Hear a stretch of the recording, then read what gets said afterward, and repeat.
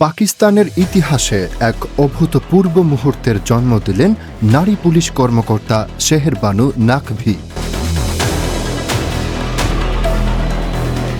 সাহসিকতা, মানবিকতা আর কর্মনিষ্ঠার মিশেলে গড়ে ওঠা এই নারী অফিসার এবার লিখলেন নতুন ইতিহাস।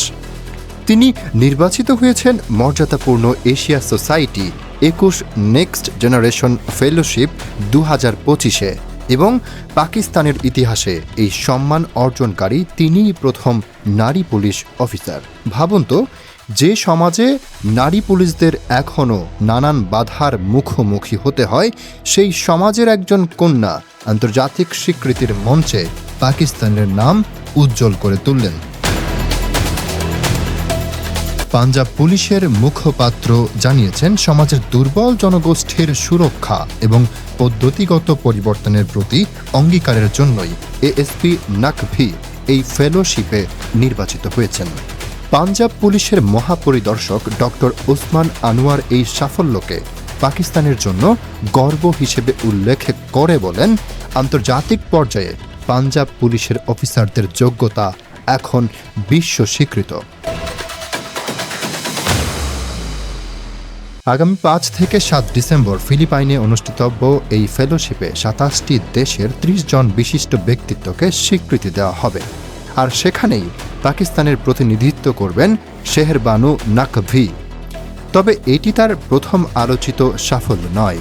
2023 সালে লাহোরের আছরা মার্কেটে এক নারীকে ক্ষুব্ধ জনতার হাত থেকে সাহসিকতার সঙ্গে বাঁচিয়ে তিনি রাতারাতি পাকিস্তানের পুলিশ বাহিনীতে বীরত্বের প্রতীক হয়ে ওঠেন।